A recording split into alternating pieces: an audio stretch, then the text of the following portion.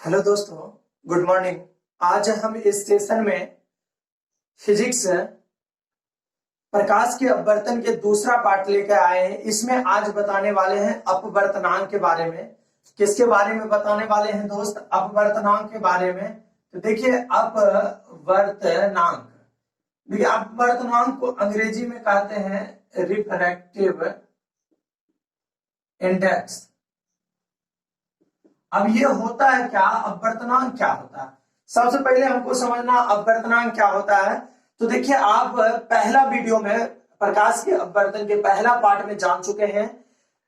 प्रकाश के अपवर्तन के कितने नियम होते हैं? 2 नियम। दूसरा नियम जाने थे कि प्रकाश के किसी विशेष रंग के लिए आपतन कोण की ज्या। आपतन कोण की ज्या तो साइन, और आपतन कोण को किससे सूचित करते थे? आई से। तो आपतन कोण की ज्या और अपवर्तन कोण की ज्या यानी साइन आर। आई जो है आपतन कोण को दर्शाता है, आपतन कोण को दर्शाता है, और आर जो है अपवर्तन कोण का। किसको? अपवर्तन कोण का। तो यहाँ पर प्रकाश की किसी विशेष रंग के लिए आपतन कोण की ज्या और अपवर्तन कोण की ज्या का अनुपात एक क्या होता है? नियतांक होता है। इसको अंग्रेजी के म्यू से सूचित करते हैं। ये एक नियतांक है। तो प्रकाश के किसी विशेष रंग के लिए बोर्ड पर लगा है, यहां से भी नोट। प्रकाश के किसी विशेष रंग के लिए आपतन कोण की ज्या और अपवर्तन कोण की ज्या का अनुपात एक नियतांक होता है। इसी नियतांक को पहले माध्यम के सापेक्ष दूसरे माध्यम का क्या कहते हैं? अपवर्तनांक कहते हैं। पहले माध्यम के सापेक्ष दूसरे माध्यम का अपवर्तनांक कहते हैं। जैसे देखिए यहाँ ए और डब्ल्यू लिख दिए। ए मतलब अगर बात करते हैं तो एयर, एयर मतलब क्या होता है? हवा। डब्ल्यू अगर बात करते हैं तो वाटर, वाटर मीन्स क्या होता है? जल। और जी मतलब क्या? गलास, गलास मतलब क्या? कांच। तो आप देखिए समझिए, तो पहले माध्यम के सापेक्ष दूसरे माध्यम का क्या कहते हैं? अपवर्तनांक। जैसे ए म्यू डब्ल्यू लिखे तो इसका मतलब होता है कि हवा के सापेक्ष किसका? एयर, एयर मतलब क्या? हवा, और डब्ल्यू वाटर। तो इसका मतलब हुआ हवा के सापेक्ष जल का अपवर्तनांक। अपवर्तनांक को किससे सूचित करते हैं? म्यू। इसका मतलब यह है कि हवा के सापेक्ष किसका अपवर्तनांक? हवा के सापेक्ष जल का अपवर्तनांक। किसका? जल का अपवर्तनांक। इसी प्रकार अगर हम लिख देते हैं कि जी म्यू और यहां पर लिख दिए डब्ल्यू। अब इसका मतलब देखिए जी ग्लास, ग्लास मीन्स क्या होता है? कांच, और वाटर मीन्स जल। इसका मतलब कांच के सापेक्ष किसका अपवर्तनांक? जल का अपवर्तनांक। क्या लिख सकते हैं? कांच के सापेक्ष, कांच के सापेक्ष जल का अपवर्तनांक, जल का अपवर्तनांक होती है। अपवर्तनांक दो समान राशियों का अनुपात होता है। किसका? दो समान राशियों का अनुपात होता है। राशियों का अनुपात होता है। इसीलिए इसका मात्रक अपवर्तनांक का कोई मात्रक नहीं होता है। इसको आप कह सकते हैं अपवर्तनांक जो होता है वह क्या होता है? मात्रकहीन। क्यों अपवर्तनांक मात्रकहीन होता है? क्योंकि अपवर्तनांक दो समान राशियों का अनुपात होता है। जिससे नंबर 1 प्रश्न क्या कह रहा है? हवा के सापेक्ष जल का अपवर्तनांक 3/4 है। हवा के सापेक्ष जल का अपवर्तनांक क्या है? 3/4। तो जल के सापेक्ष हवा का अपवर्तनांक क्या होगा?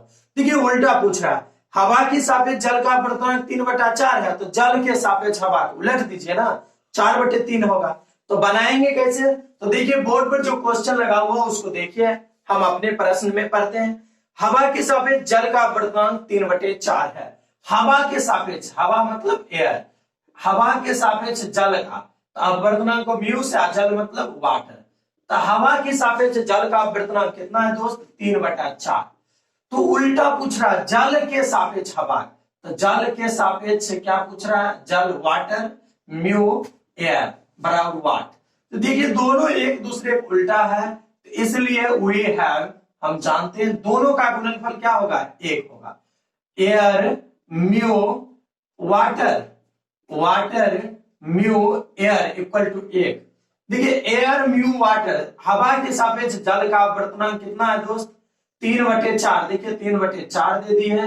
और यहाँ पर वाटर रिफ्रैक्टिव इंडेक्स एयर बराबर 1।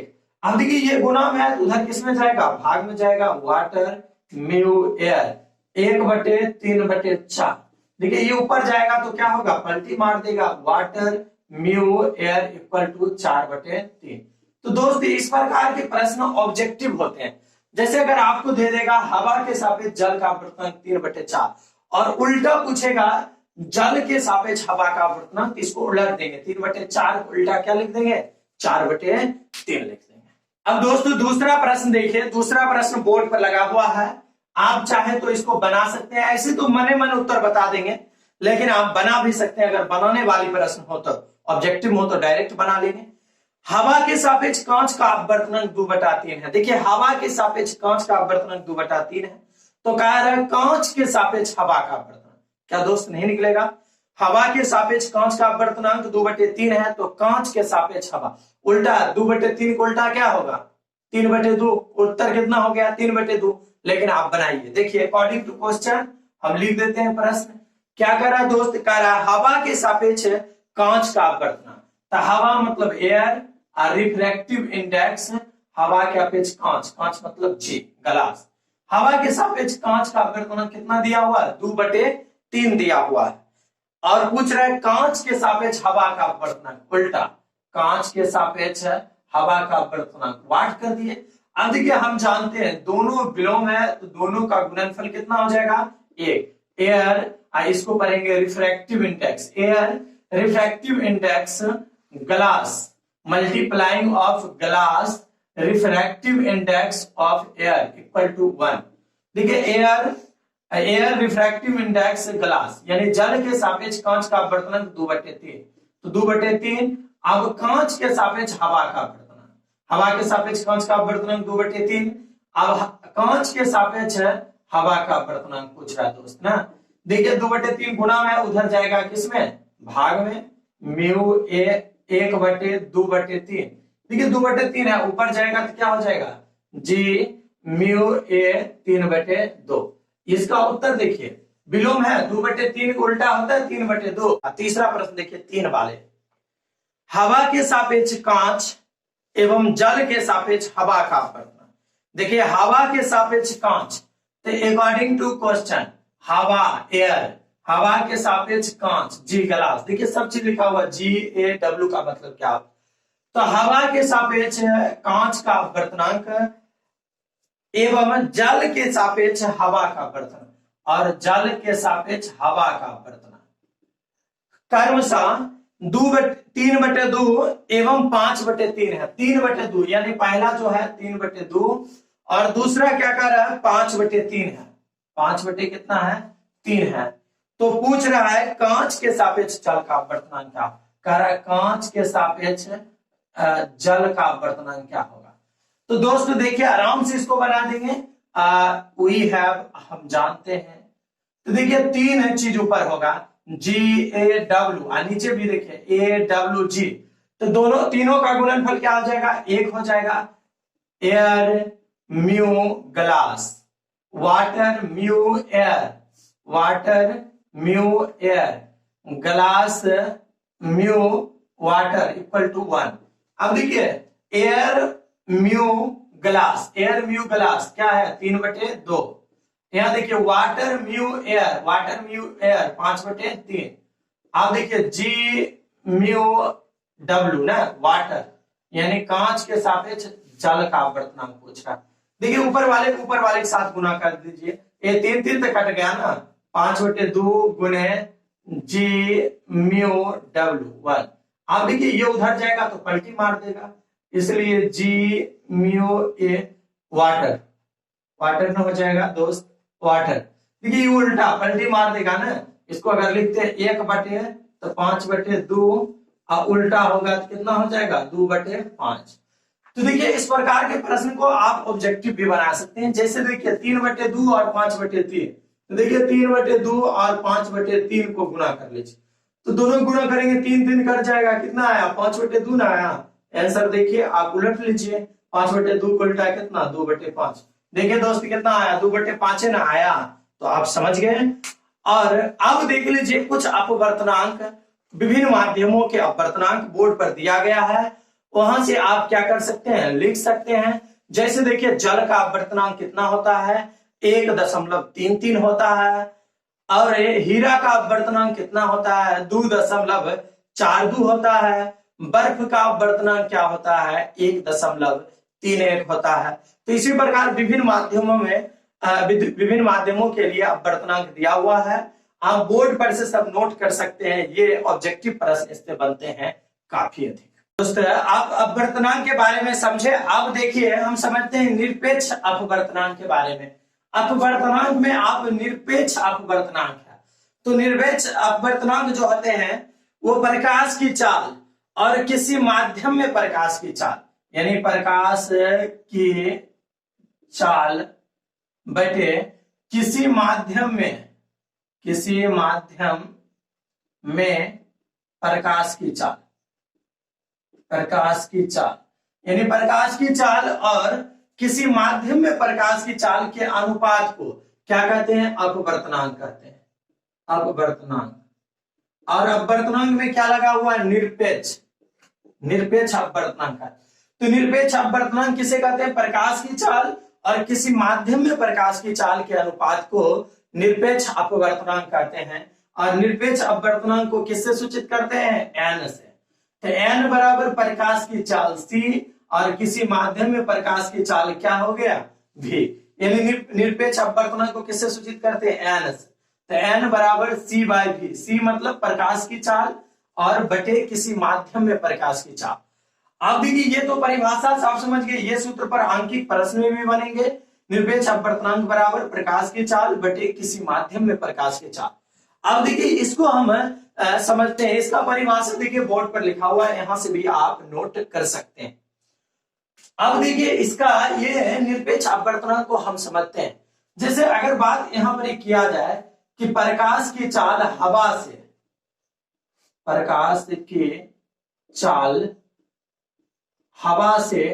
कांच में प्रवेश करती है,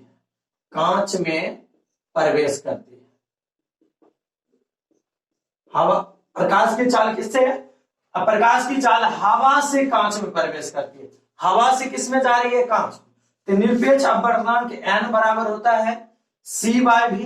तो सी क्या होगा, यानी प्रकाश की चाल ऊपर होगा, किसी माध्यम में प्रकाश की चाल नीचे होगा, ऐसी कोई बात। यहां देखिए प्रकाश की चाल हवा से कांच में प्रवेश है, यानी हवा होगा ऊपर और कांच क्या हो जाएगा, हवा होगा ऊपर और कांच क्या होगा, नीचे।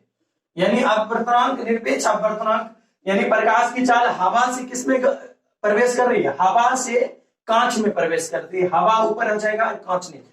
यानी इसका मतलब अपवर्तनांक मतलब क्या हुआ, प्रकाश की चाल यानी हवा में प्रकाश की चाल क्या हो जाएगा, हवा में प्रकाश की चाल और बटे यहां पर जी यानी कांच में प्रकाश की चाल, कांच में प्रकाश की चाल। तो आप समझे यहां प्रकाश की चाल जो है हवा से किसमें प्रवेश कर रही है, प्रकाश हवा से कांच में प्रवेश कर रही है। यानी हवा में प्रकाश की चाल और कांच में प्रवेश कर रही है, तो कांच में प्रकाश की चाल के अनुपात को क्या कहेंगे, निरपेक्ष अपवर्तनांक कहेंगे। तो समझ गए, इस प्रकार के विभिन्न n बराबर सी बाई भी पर विभिन्न प्रकार के ऑब्जेक्टिव प्रश्न बनेंगे। सो देखिए अपवर्तनांक n बराबर सी बाई भी, सी मतलब क्या, निर्वात में प्रकाश की चाल बटे किसी माध्यम में प्रकाश की चाल। तो चलिए इस पर हम देखते हैं प्रश्न, आंकिक प्रश्न देखते हैं। नंबर एक प्रश्न क्या कह रहा है, देखिए बोर्ड पर लगा हुआ है, आप यहां से बना सकते हैं। देखिए पहला प्रश्न क्या है, प्रकाश हवा से कांच में प्रवेश करती है। प्रकाश किससे, हवा से, यानी हवा ऊपर होगा और प्रकाश कांच में प्रवेश करती है तो कांच नीचे होगा।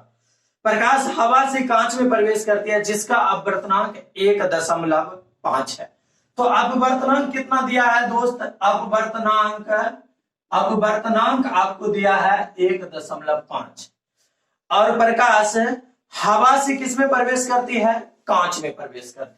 प्रकाश जो है हवा से कांच में प्रवेश करती है, प्रकाश हवा से कांच में प्रवेश करती है, कांच में प्रवेश करती है। देखिए हवा कांच से, प्रकाश जो है हवा से कांच में प्रवेश करती है जिसका अपवर्तनांक क्या है 1.5 है। कांच में प्रकाश का वेग ज्ञात करें यदि हवा में प्रकाश की चाल 3 गुना 10⁸ मीटर प्रति सेकंड। हवा में प्रकाश की चाल कितना दिया हुआ आपको, हवा में प्रकाश की चाल, तो हवा में प्रकाश की चाल 3 गुना 10⁸ मीटर प्रति, यानी आप खोजते रहिए कि निर्वात में प्रकाश की चाल होती है 3 गुना 10⁸, जिसमें कह दे जो कह दे कहा हवा में प्रकाश से चाल 3 गुना 10⁸ मीटर, तो हवा से कांच में प्रवेश करती है तो कांच में प्रकाश की चाल पूछेंगे, कांच में प्रकाश की चाल ज्ञात करें या प्रकाश की वेग ज्ञात करें।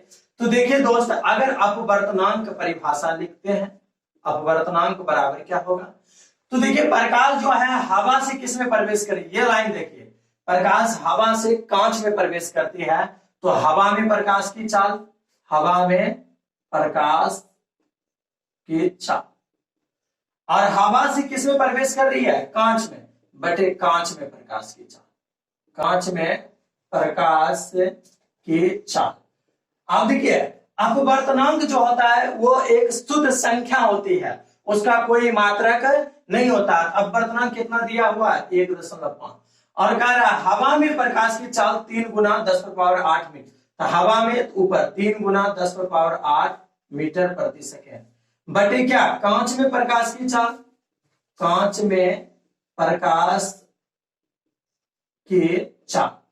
अब देखिए ये भाग में है तो इधर गुना में, ये गुना इसमें किधर जाएगा, भाग में जाएगा, तो ये इधर आ जाएगा तो ये नीचे चला जाएगा। तो देखिए कांच में प्रकाश की चाल, कांच में प्रकाश की चाल, तो बराबर 3 गुना 10⁸ क्या हो जाएगा, ऊपर दिया हुआ 3 गुना 10⁸ मीटर प्रति सेकंड। अब वो जो 1.5 है वो भाग में चल जाएगा 1.5, तो देखिए 1.5 दूनी कितना 3, यानी 2 गुना 10⁸ मीटर प्रति सेकंड। यानी आप समझ गए दोस्त कि कांच में प्रकाश की चाल कितना होगा, 2 गुने 10⁸ मीटर प्रति सेकंड। देखिए ये तो इतना बना दिया, आप ऐसे बना सकते हैं। अपवर्तनांक कितना दिया हुआ है 1.5 दिया हुआ है, और कह रहा प्रश्न क्या कह रहा है, प्रकाश हवा से कांच में प्रवेश करती है, तो हवा से कांच में प्रवेश करती है तो हवा में प्रकाश की चाल और बटे कांच में प्रकाश की चाल, शॉर्ट में लिखते हैं, प्रकाश हवा से कांच में प्रवेश करती है तो एयर से ग्लास में प्रवेश करती है, 1.5 दिया हुआ, देखिए 1.5 VA, यानी हवा में प्रकाश की चाल कितना दिया हुआ है क्वेश्चन में, 3 गुना 10⁸ मीटर प्रति सेकेंड, और बटे VG। देखिए 1.5 दूनी कितना कट गया 3, ये भाग में है तो गुना में आ जाएगा इधर, VG का मान 2 गुने 10⁸ मीटर प्रति सेकेंड। तो दोस्त आप समझ गए, ये पहला प्रश्न को आप समझ। देखिए 2 नंबर प्रश्न बोर्ड पर लगा हुआ है, आप चाहे तो 2 नंबर बना भी सकते हैं। अब देखिए अब बोर्ड पर 2 नंबर प्रश्न लगा हुआ, देखिए प्रकाश हवा से हीरा में प्रवेश करती है, हवा से किस में प्रवेश कर रही है, हीरा में प्रवेश कर रही है, तो हवा से हीरा में प्रवेश कर रही है, तो हवा में प्रकाश की चाल और हीरा में प्रकाश की चाल बराबर होगा अपवर्तनांक। तो प्रकाश किसमें, हवा से हीरा में प्रवेश कर रही है, तो हवा में प्रकाश की चाल, हवा में प्रकाश की चाल, प्रकाश हवा से हीरा में प्रवेश कर रही है तो हीरा में प्रकाश की चाल, प्रकाश की चाल। तो कह रहा है प्रकाश हवा से हीरा में प्रवेश करती है जिसका अपवर्तनांक 2.42, अपवर्तनांक कितना दिया है 2.42 दिया हुआ है दोस्त। अब देखिए कह रहा आगे हीरा में प्रकाश की चाल क्या होगी, ये दोनों में एक दिया होगा, कह रहा है हीरा में प्रकाश की चाल क्या होगा यदि हवा में प्रकाश की चाल 3 गुना 10⁸ मीटर पर, हवा में प्रकाश की चाल दिया हुआ 3 गुना 10⁸ मीटर प्रति सेकंड। तो पूछ रहा है हीरा में प्रकाश की चाल, हीरा में प्रकाश की चाल, तो देखिए प्रकाश की चाल ये सब ऑब्जेक्टिव में हम बना देंगे, लेकिन आपको समझाने के लिए हम ऐसा करते हैं 2.42। ये देखिए भाग में है तो उधर गुना में चल जाएगा, गुना में है तो भाग में आ जाए, 3 गुना 10⁸ मीटर प्रति सेकेंड, और ये इधर आएगा 2.42 बराबर हीरा में प्रकाश की चाल, हीरा में प्रकाश की चाल, प्रकाश की चाल। अब देखिए दोस्त, इसको 3 में 2.42 से भाग लगाइए, 3 में भाग लगाइए, 3 में भाग लगाइए 2.42, पॉइंट उड़ाएंगे तो 2 सुना 300 में भाग लगाना है किससे, 242 से। तो देखिए 242 एकम 242, 10 में से 2 गया 8, यहां बचा 9 में से 4 गया 5, 9 में से 4 गया 5, 2 2 कट गया। अब नहीं भाग लगेगा, दशमलव 2 बार में लगेगा, तो 2 बार में देखिए 2 दूनी 4, 4 दूनी 8, 2 दूनी 4, घटा लीजिए 10 4 6, 10 4 6 7 8 9 0। अब 3 बार में लगेगा, लेकिन अगर 4 बार लिखेंगे तो करीब हो जाएगा, इसलिए हम कह सकते हैं कि हीरा, ये भाग लगाइएगा, इसको इससे काटिएगा 3 से, कितना आ जाएगा 1.24 आ जाएगा हीरा में प्रकाश की चाल। तो हीरा में प्रकाश की चाल कितना हुआ दोस्त, हीरा में प्रकाश की चाल हो गया दूध 1.24 हो गया। तो आप समझ गए, इस प्रकार के प्रश्न को आप क्या कर सकते हैं, आसानी से बना। प्रश्न बिल्कुल भिन्न है, कांच का अपवर्तनांक 1.6, किसका अपवर्तनांक, कांच का अपवर्तनांक। तो कांच का अपवर्तनांक दिया है दोस्त कितना, 1.6, और कह रहा है हीरा का अपवर्तनांक 2.4 है। तो हीरा का कितना दिया, हीरा का अपवर्तनांक 2.4 है। तो पूछ रहा है कांच के सापेक्ष हीरा का अपवर्तनांक, किसके सापेक्ष, कांच के सापेक्ष हीरा का अपवर्तनांक, कांच के सापेक्ष हीरा का अपवर्तनांक, हीरा का अपवर्तनांक। तो देखिए दोस्तों, पूछ रहा है कांच के सापेक्ष हीरा का अपवर्तनांक, किसके सापेक्ष, कांच के सापेक्ष हीरा का अपवर्तनांक पूछ रहा है ना। तो कांच के सापेक्ष हीरा का अपवर्तनांक, देखिए सापेक्ष में, अगर सापेक्ष मतलब ये उल्टा हो जाएगा, हीरा से कांच में प्रकाश की चाल हो जाएगा। तो कांच के सापेक्ष हीरा का अपवर्तनांक, तो देखिए कांच के सापेक्ष हीरा का अपवर्तनांक, तो कांच के सापेक्ष किसका अपवर्तनांक पूछ रहा है, हीरा का अपवर्तनांक ने। तो हीरा का अपवर्तनांक हो जाएगा, हीरा का अपवर्तनांक, तो कांच के सापेक्ष हीरा, यानी कांच नीचा, कांच का अपवर्तनांक, यही न पूछ रहा है, कांच के सापेक्ष हीरा का अपवर्तनांक। देखिए हीरा का अपवर्तनांक कितना है 2.4, और कांच का अपवर्तनांक 1.6, कट गया, देखिए काटते हैं, 8 से कट जाएगा, 8 दूनी 16, 8 तिया 24, 1.5। तो आंसर आप समझ गए, क्या पूछ रहा है, कांच के सापेक्ष हीरा का अपवर्तनांक, यानी कांच नीचे और हीरा क्या हो जाएगा, ऊपर हो जाएगा। तो दोस्त आप तीसरा प्रश्न भी समझ गए, इस प्रकार के प्रश्न को आप क्या कर सकते, बना सकते हैं। धन्यवाद।